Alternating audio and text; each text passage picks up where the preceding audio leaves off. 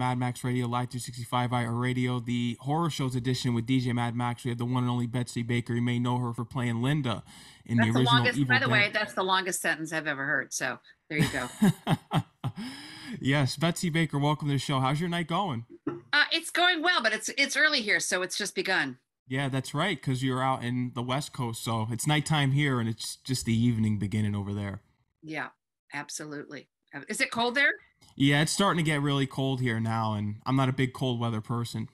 Oh, I'm sorry to hear that because guess what? It's going to get colder. Yeah, it's gonna be. I'm not looking forward to it, but how's your October going?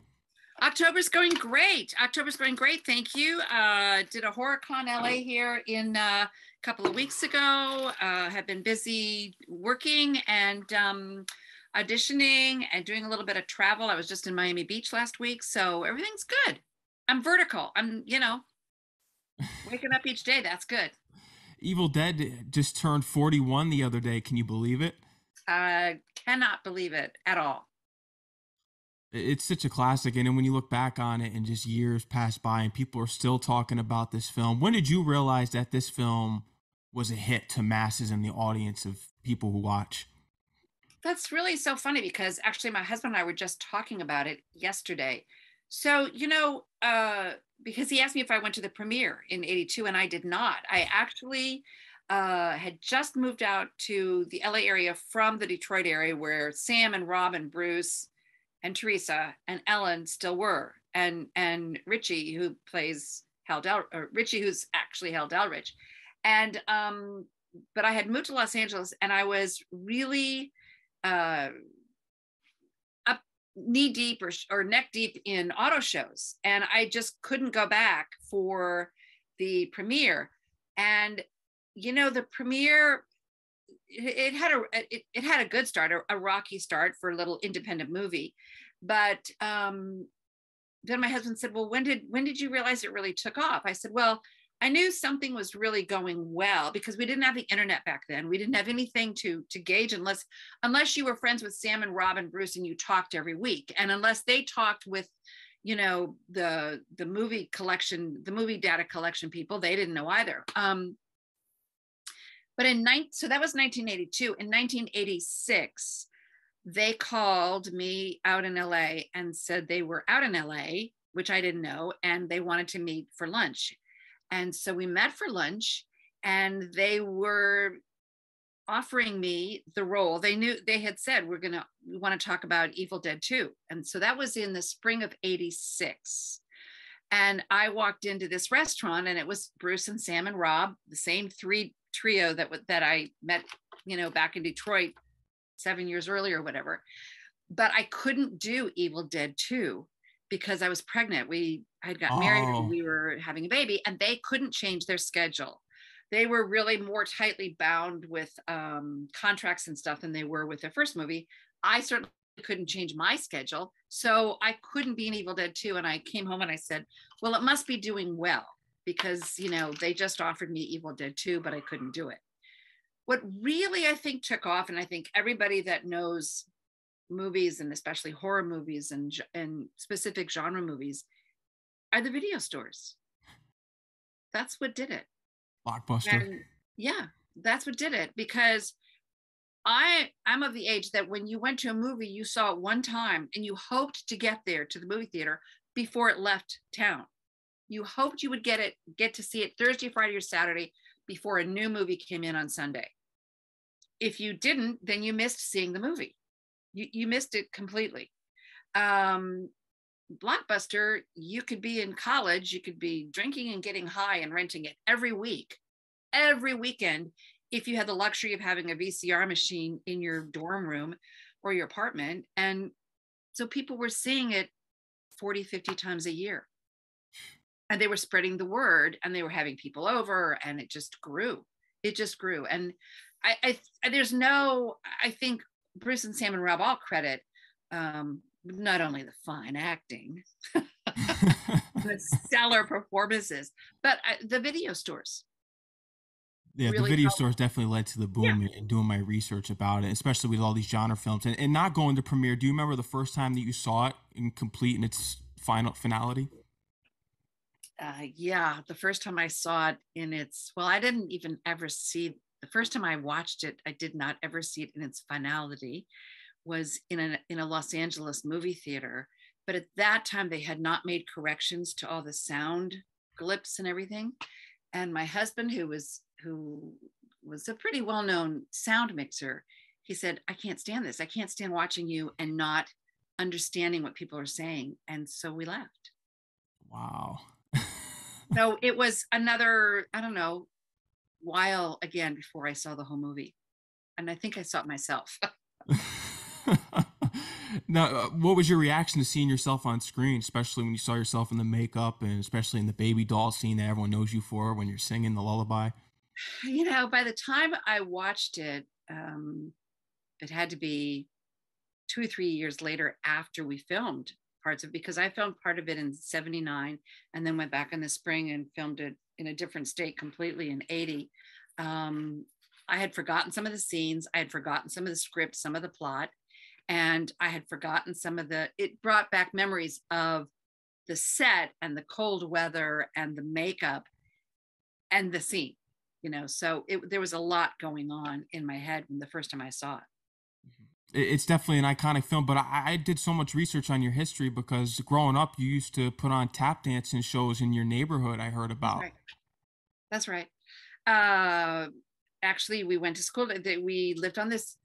I mean, everybody did or everybody does live on the best street in the world when they were growing up, or many people did, and we did. And we would get together, I was still at the age where you would leave the house at 9 in the morning in the summer and you would come home for lunch and then you'd come home for dinner, and that was it. You would just outside, and we would of course get bored after a while, and we were just like 9, 10, 11, 12 years old, and we just said, let's put on a show.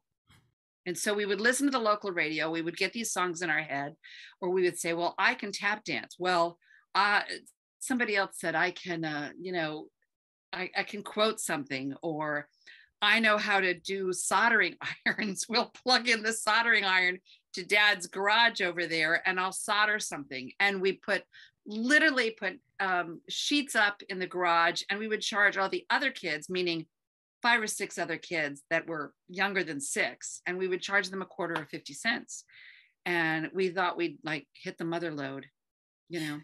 Used to have mom and dads come to the shows, and there were even magicians there, I heard. Oh yeah, we did some magic tricks, really bad magic tricks. And then years ago, there used to be March of Dimes. You could do carnivals in your backyard, and all the money would go to March of Dimes. And there were a couple of us that said, well, why don't we do one of those, get some ideas from the March of Dimes Carnival, and then we'll actually, after our show, we can do bounce the ball into the can, or, throw the beanbag somewhere. So that was a big hit, but they had to pay for those. They had to pay extra for those. So, yeah. Your love of acting came in middle school, junior high, and eventually going to college, Michigan State. When doing my research, that you originally majored in music, and you were going to school for music in Michigan State, and then your professors told you to transfer to theater. Yeah, they did. Looking back, it was actually really a gift. I was working in classical music and music therapy. And I was called in by a professor one day, and he said, look, they called from the theater department. I really don't know you that well, but they're looking for this and they're looking for that. And would you be interested in going over and auditioning and meeting with the professor? And at that time, Michigan State's a huge campus. It's spread out like some of the larger campuses are. And I had never even been over to that side of the campus yet. But I went over and I auditioned, and I actually got the part. It was the musical Babes in Toyland. It was like a holiday show. And I made what I thought back then was just a huge major decision, and changed my major and started taking theater classes, and actually got out of the music department as fast as I could, because You made yeah, the right decision, and it I ended hope up in so. an iconic horror film because your agent told you that these three men were looking for you to perhaps star in their film, and you Yeah. didn't know anything about it. I heard that at the time you brought your boyfriend because you didn't know what these three guys were like. All of a sudden, at this Italian restaurant, I think it was on a Thursday in Detroit, at a restaurant, Italian restaurant, and you went there, and they were playing with their straws and having root beer, and it Did took you off from did there. you Did you know what I was wearing? Because you actually have everything else correct. So No, no. I'm sure if I asked you, you would actually know exactly what I was wearing and what car we were driving. But yeah, that's true.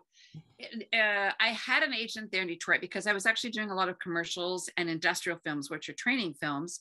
And I was doing auto shows. And the agent called and said, "This is kind of weird. You may or may not be interested, but there are three young men," she said, "that want to do a movie." She didn't even say it was a horror movie. They're looking to do a feature and they want to meet people. But my sense is, and I've never talked to Bruce and Sam about this, my sense is they didn't want to rent an audition room, at the agency. So they just said, "Well, can we meet some people at the restaurant?" I think that's what happened, actually. And so we met. My old boyfriend stayed in the car just in case, like if I didn't come out at a certain time, or if I went into a different car with people coming out of the restaurant, he would know to follow me or call the police. That's the honest truth, because I didn't know who these three men were. And as it turned out, they were like 19 and 20 years old. And then they said, "Well, we'd be really interested. Would you like to come over to my parents' house," which was Sam's house, the following weekend, and we'll do some scenes in the basement, because he still lived at home with his parents. Insane. And just that he came from humble beginnings, and then to bring it all, you make it into Evil Dead. Do you remember your first day on the shoot of Evil Dead? Because I know certain movies, usually they don't go in chronological order. Was it the bridge scene? It was the outside Okay. bridge scenes. There was the daytime scenes in which the first few days were the bridge scenes during the day, and they had a lot of panoramic where they got some footage of the fall leaves and beautiful blue sky, and then the car scenes. So we did those all during the day. So that was the first, because I think, if I'm not mistaken, you probably know, the state of Tennessee was demolishing this bridge. Like 2 days later, I heard. Yeah, Yeah. and so we had to get that in, and so they were demolishing it. And I think Sam and Rob got permission to, like, can we still cross over? Can we drop some logs from it? Can we drop some of the beams from it? And whatever permission they got, they were allowed to do, because it was being destroyed in a couple of days. Within the first few days, I also heard on set that you guys had to clean the cabin. Yeah, it was a real legit cabin that had been on somebody's property. And they drove by it. Our location guy said, "Well, there's this cabin over here. You guys want to look at it?" And it was just filthy because there were no doors. It was the cabin that you see. They did have a prop guy come and a set builder come and add a door and some, the banging shutters. But animals, probably deer and cows in this wooded area, would wander free, probably raccoons, things like that, foxes, and they would go in the house up until the time we got there, just probably to stay warm and dry sometimes. Yeah, it wasn't. Yeah, and they didn't have a crew, nor could they afford a crew to come in and clean it. So we did. We could afford brooms and shovels and pans to clean it up, but so that's what we did. Sometimes I know, especially because you have a theater background, there's certain actors and actresses that are a little reluctant to get into horror because they look at it as low budget. Did you have any preconceived notions about getting into a horror movie at the time? I didn't. I actually thought it was going to be a really nice thing to experience. It was going to be really different.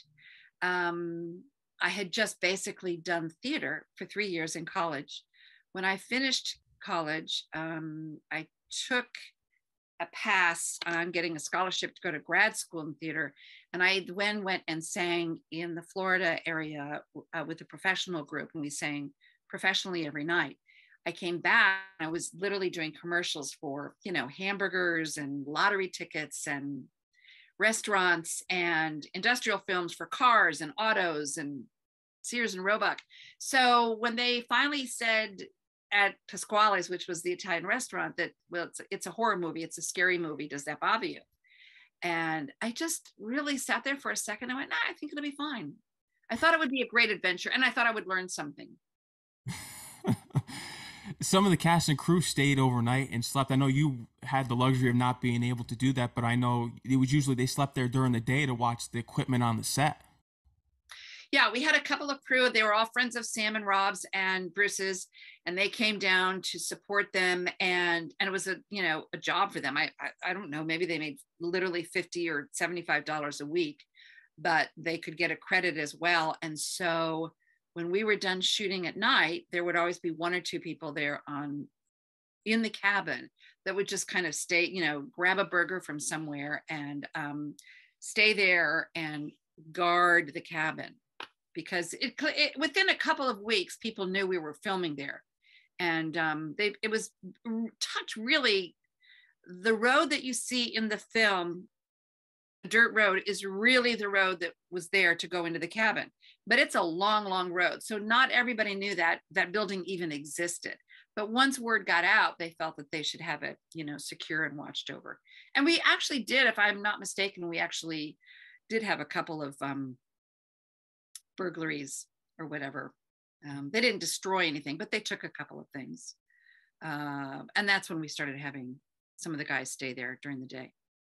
Yes, just for security reasons. I also heard that there was this backstory. I don't know if you're familiar with it, but I read it somewhere that Sam Raimi heard that there was a little girl discovered her mother and grandmother dead in the cabin or something. I don't know if this is true or not. I don't know if it's true or not either. I know that story's gone around, that because we've been asked at conventions over the years, did you ever see a ghost? Were you ever frightened at night? We did hear noises, but we also thought at night, because we shot a lot at night, but we actually also thought it was just the neighbors maybe trying to get a little closer. But we definitely heard footsteps and noises sometimes. But I don't know if that story's, I don't know if that's something that Rob and Sam and Bruce conjured up, or if it was really true. I really don't know. And I wouldn't doubt any of the three to make it up. No, especially I know because with possession films, there's always some kind of controversy behind them that comes with it when we heard stories about The Exorcist and The Omen. So thank God that nothing really happened to the people on the set, because unfortunately when people have paranormal films, and there are things that go wrong sometimes, such as poltergeist. Yeah, I know that you probably have tons of fans who like to go find things and like to have things go bump in the night when they walk around with a flashlight. I don't particularly care for that. Yeah, no. It's not that I believe or disbelieve. I just don't want to be there if they show up. So I'm not a fan of that. I did hear noises, but it was actually probably animals or, neighbors trying to just see what we were doing. Bruce Campbell was all over the place, I heard on the film, serving as the production assistant, producer behind the camera. Is it true that he was also helping you sometimes with the contact lenses? Bruce? Yeah, I read that online. No. I mean, for a while we had to, first of all, they were really hard. They're called sclera lenses. They're not soft like people wear now and throw away. We had to be fitted for them in Detroit. In fact, the optometrist or the eye doctor actually came down to make sure we were wearing them correctly. They're pretty hard to put in. The three actresses, myself, Ellen Sandweiss, and Sarah York, also known as Teresa Tilley, she used the stage name Sarah York when she did the film. We were always there with each other, helping put them in and take them out, because they were really pretty difficult to put in and take out. And one of the reasons, the sclera lens is a hard, like, I don't know, plastic, opaque, they make that kind of sound when you hit them, is that it prevents air from getting into your eyes. And so, your eyes need air. Even at night when they're sleeping, air can crawl in. And so it would really damage, we were told it would really damage if we wore them over. I thought it was 5 minutes. Other people have told me 15 minutes. But Sam and Rob and Bruce, as actors and producers, often pushed that line. And there were times at 20 minutes, 25 minutes that if, for instance, I was wearing the contact lenses and Ellen and Teresa would be on the set and they'd say, that's it. She's out. She's done. And we were like sort of each other's managers or agents, and saying, you can't do this next scene. You've got to let Ellen get her contacts out, or you've got to let Sarah, remove her contacts, because it also dried up and then it was difficult to get them out. But Bruce helping? No. I don't think so. He may have held the mirror one night, but no. Fans always try to make something up here. Bruce is a nice guy, but he didn't help us with the contact. Unbelievable. But getting into these stories, because you were the one that, instead of using the latex mask, because when you're a deadite, that's when the latex mask comes in, but you convinced Sam Raimi you wanted it to be a baby doll more, especially with the rosy cheeks and the thick eyelashes, and you basically incorporated that scene yourself. I did. You're right. I did. I was fitted for a mask. We actually also came back and met. Once we were cast, we met in Sam's basement, and they put newspapers and plastic all down the floor and a big table. And our makeup and special effects guy, Tom Sullivan, came over, and we did the old fashioned plastic masks. In order to do that, you put a lot of Vaseline on your eyelashes and around your hair, and you put literally plastic straws through your nose so that you can breathe. And the plaster of Paris hardens and gets hot very, very fast, but so you can write notes to people, or you could back then in the 70s. So I had a mask made. If you look very carefully, when Ash is pulling Linda out of the cabin, after we have one of many fights, after we have the major fight in which he's in her nightgown, down on the ground, and he says, "What am I going to do with you now?" And he takes her by the feet, by the ankles, and pulls her out of the cabin. There's a quick look where I turn my face to the camera and I'm laughing, I think, but I have the mask on. And they cut that in to make it a shorter scene because they realized people could see that there was a mask on. We weren't ever quite getting Linda's character down for the first couple of weeks. We knew they were boyfriend and girlfriend. She was sugary sweet. And we kept, Bruce and Sam and I would sit there and talk, and we realized that she was also so nice that she was just almost obnoxiously nice. Like, come on, say a swear word once in a while or be angry.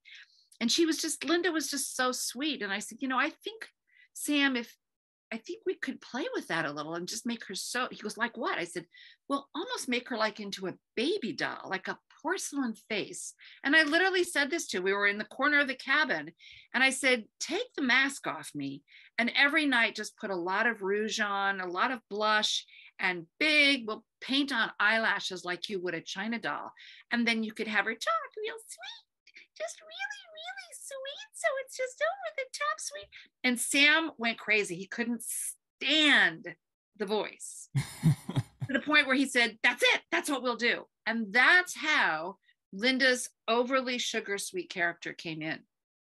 People are terrified of that scene to this day. Yeah. All incorporated by yourself. Amazing. Well, it was a collaboration, but it was really, it was a time when, even though we were young, it's a perfect example of an actor or actress and a director or somebody just talking about it. Well, how should this character be played? What can we do to make her more evil or whatever? And it could be the color of somebody's hair. It could be artificial teeth. And this was just, to me, so simple. Just make her into one of these pull toy dolls that is just so, after you pull that string like 9 times, you just don't want to hear her anymore. And I think it worked because it just went along. It was so sweetly demonic, compared to the demon characters that and then we incorporated Linda pretending that she was not possessed in this sweet voice, which of course she was, so that just heightened it even more. Were there any scenes that you can remember from being on set, especially instances when Sam Raimi started to get frustrated because it was low budget and he had to go over budget, and there was things that he couldn't work with at the time that he had to make work? Did you notice any certain points, there's any frustration points from Sam Raimi? Oh yeah. I mean, he was always experimenting. He was always being creative, and he probably would have liked to have done every scene about 30 times. There were many times where we'd say, okay, that's great, cut. Let's do that again. Let's do it again, Ellen. And this time, move your hand this way instead of this way. I mean, very, very meticulous. And he just didn't have the time or the money to do it. If a character decided to swipe her hand across the camera that way, and somebody was watching the clock and say, it's now 2 a.m. We have 4 more hard scenes to do before the sun comes up. That's how. But if Sam could have had us do 20 or 30 takes for each scene, he would have.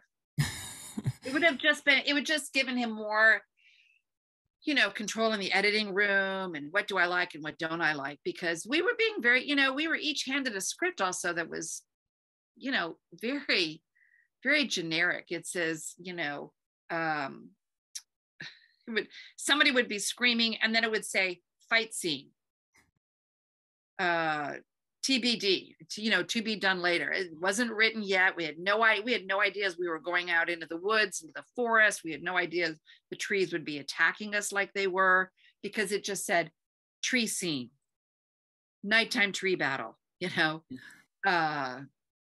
they're having dinner and having daiquiris and sounds erupt. It was, it's pretty loosely, some pages were pretty loosely written.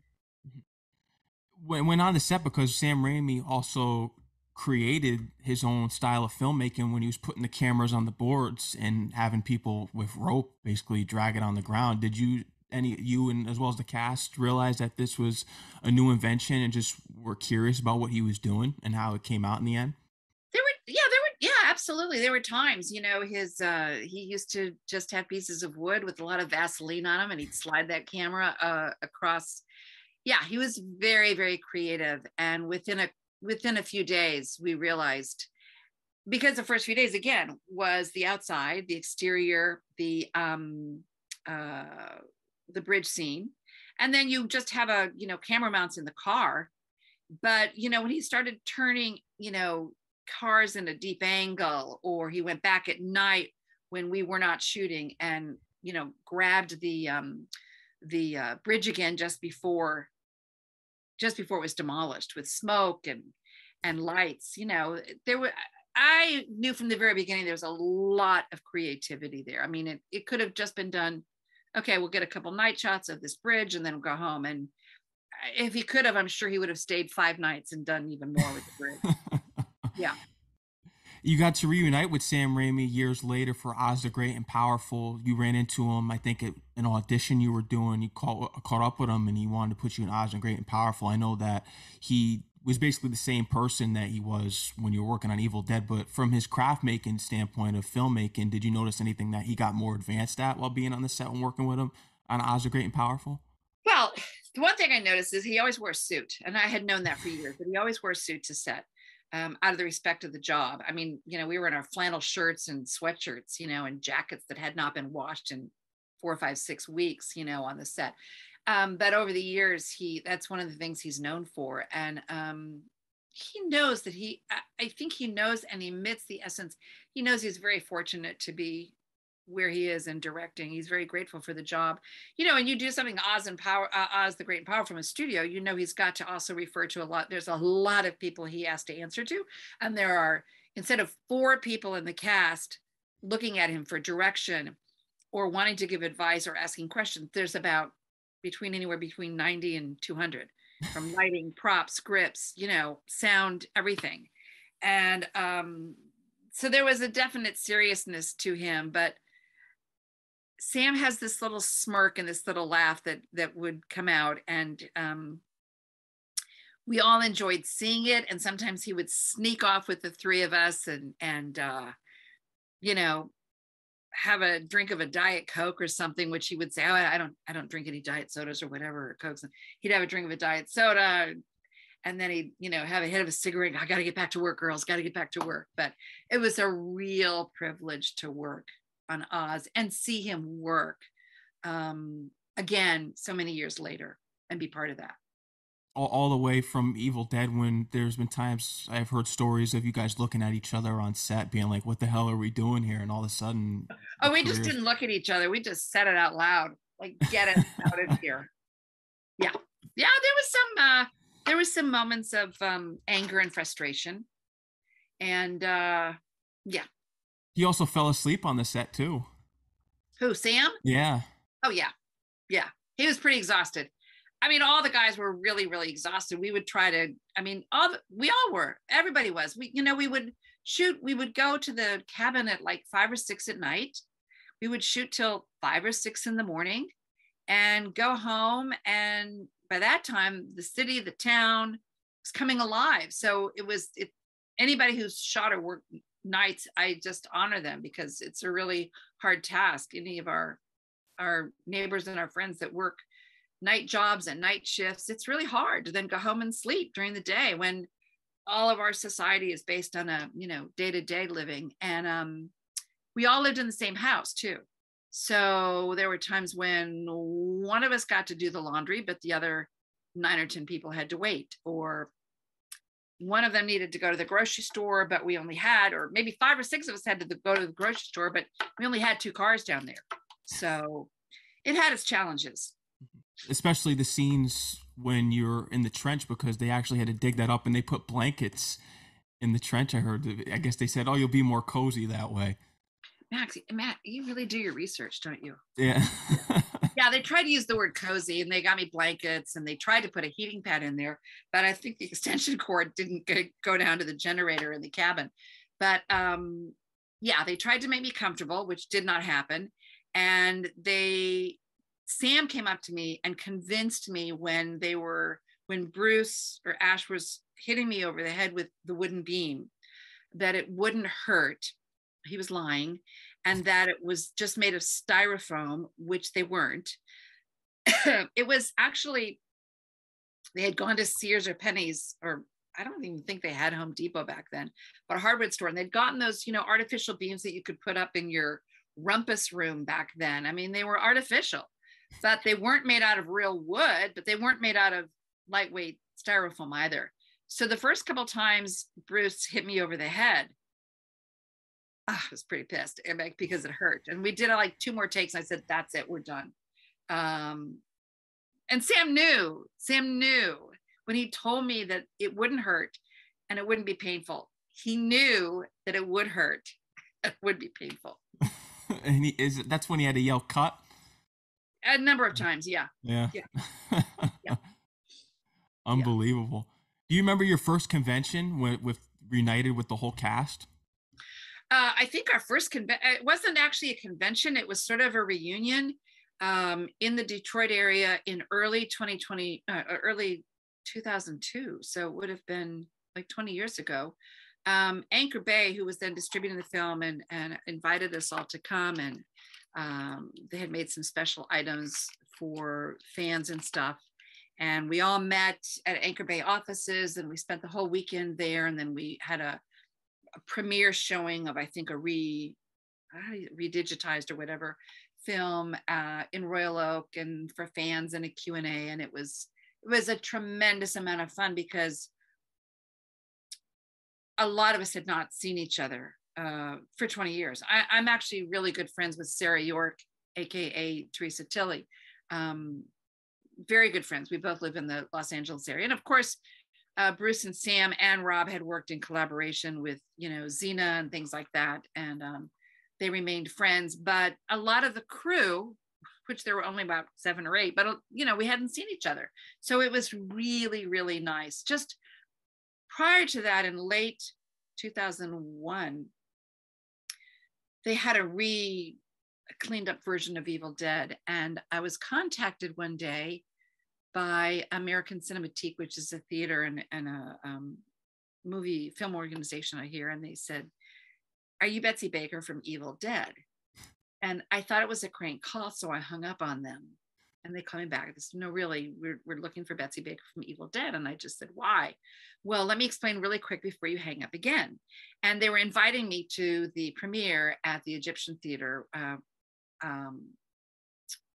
it sold out in about 6 hours. And he said, do you know anybody else involved with the movie that we could contact? Remember, this was in 2001. We still didn't have a lot of cell phones. We didn't have, computers. And I said, well, I do. I actually am very good friends with Sarah York, Teresa Tilley. So I called her and I said, you're going to get a call. It's really weird. It's not a crank call. And they want us to come on Halloween night and be guests at the movie. And that evening we ran into Rob.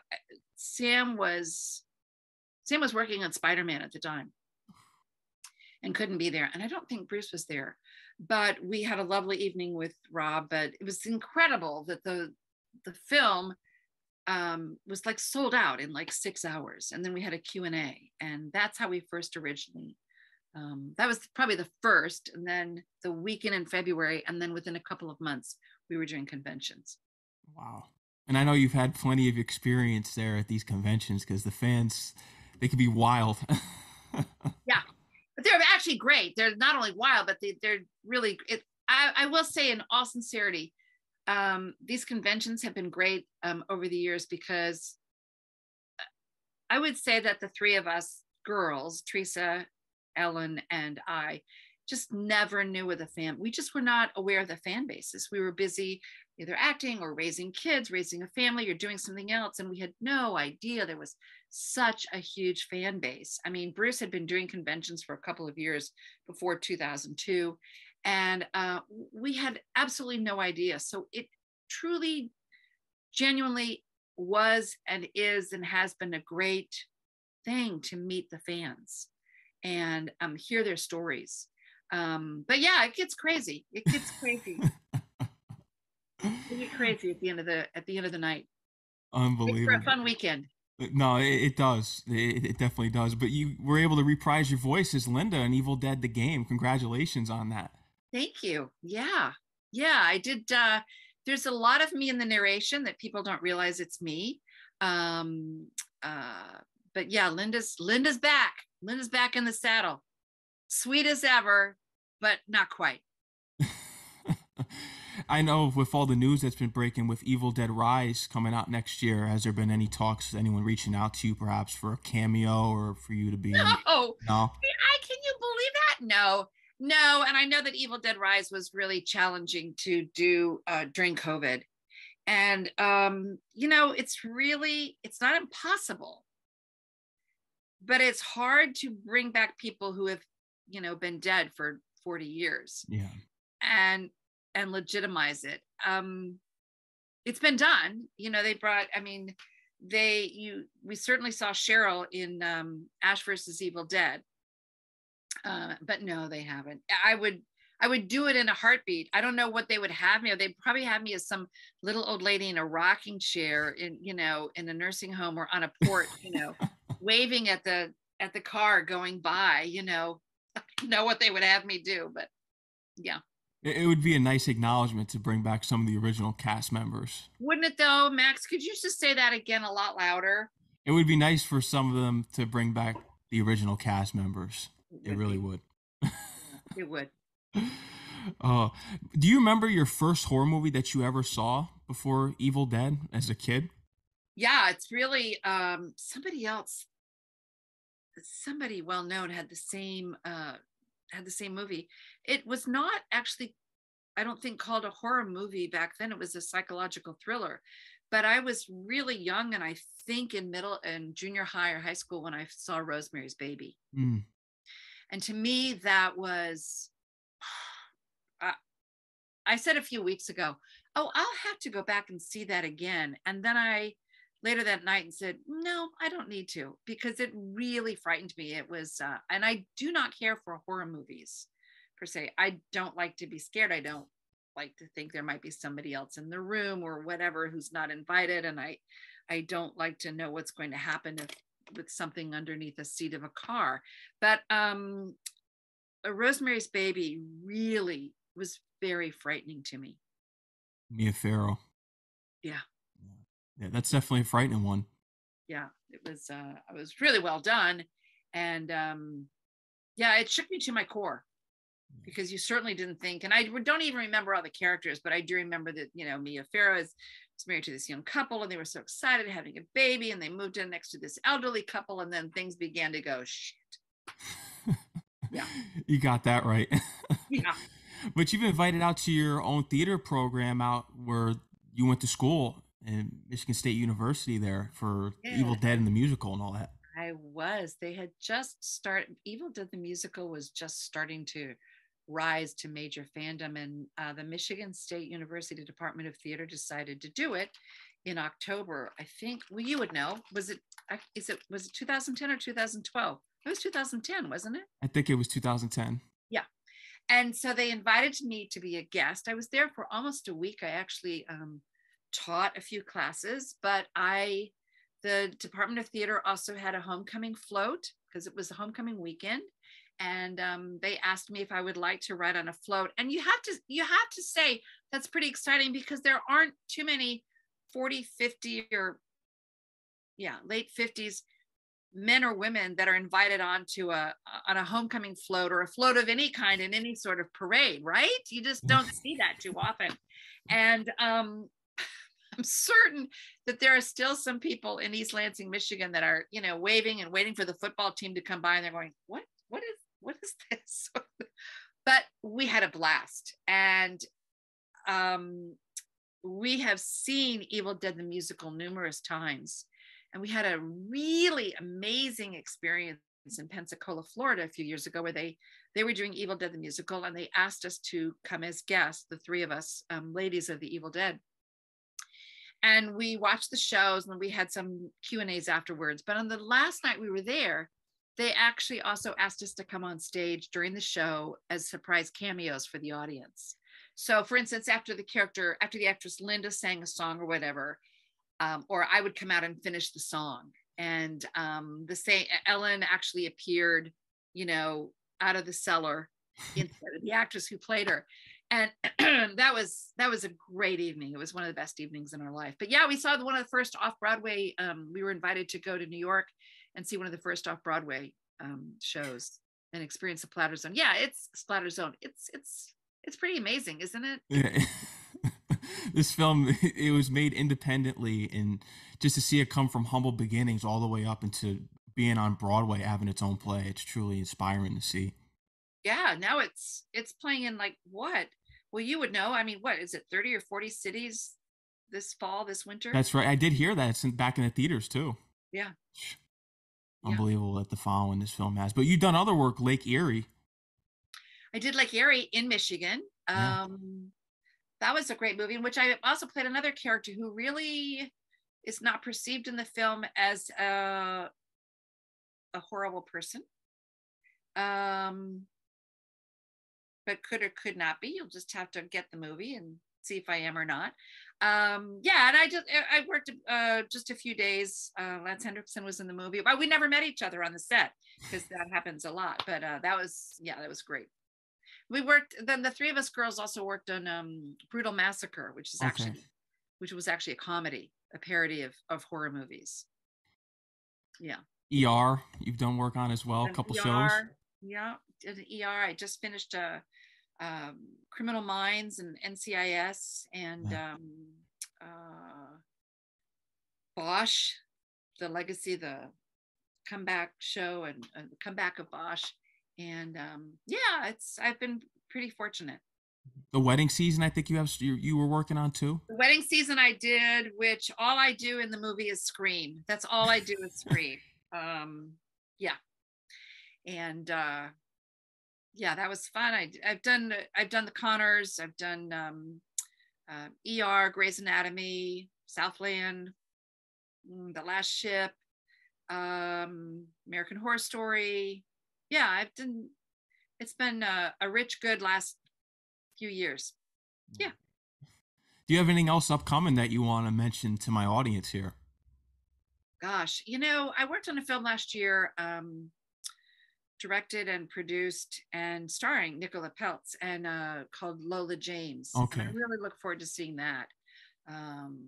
It just has a real interesting, serious story to it, and I'm looking forward to hearing more about that and when it's going to be released, which I thought was going to be this year, but I think it's going to be early next year. So, and Criminal Minds I just shot, so it won't be on for a while. Yeah. And I'll be looking forward to it. Betsy Baker, is there anything else you want to let the people who are tuned in know that we didn't cover here tonight? We covered a lot. I don't know, Max. You're pretty damn good at doing your research, so there isn't much you missed except like the mortgage on my house or whatever. And but I'm pretty impressed. So, but it's been a joy, and thank you for having me on. Of course. Thank you for what you've done for horror and being in one of the greatest horror movies of all time. Undoubtedly, is Linda. One of the great performances, of course. Thank you. Yeah, yes. I think a lot of people, you always hear actors or performers say, "Oh, it's something I never want to relive again. It's something I never want to be known for." And the fact of the matter is, one of the reasons that that person is because they did work on that production, or they did work on that film, and it was memorable. And Yeah. Do I like horror films? No. Do I own the fact that I chose to do it 40 years, 41 years ago and have a great experience and it became this cult classic all over the world? Okay. Yeah. Where can your fans follow you? Either on social media? Do you have any sort of social media apps anywhere? So bad at that. I'm so bad at that. I'm just on Facebook. But I someday I'm going to uh be on is it Instagram? Instagram. Thank you. Someday I will. And I'll let everybody on Facebook know that. But right now I'm just on Facebook. You got that right. Betsy Baker, I want to thank you again for coming on the show here tonight. It was an honor having you on here. Thank you again for everything you've done for horror and the Evil Dead. I want you to enjoy the rest of your October and your Halloween here. I look forward to everything. Thank you. Are you going trick or treating, Max? No, I'm way too old to do that. But are you going to any Halloween parties? Probably not. I'm more of a guy that just watches the movies on TV, and that's pretty much my Halloween. All right. Well, I hope you have a great Halloween. I hope you You have a too. great fall. Thank you so much for having me on. Of course. Anytime, Betsy. Thank you again. Enjoy the rest of your night. Take care and Thank stay safe. you too. Thanks, Max. Yes. Bye Bye bye. bye now.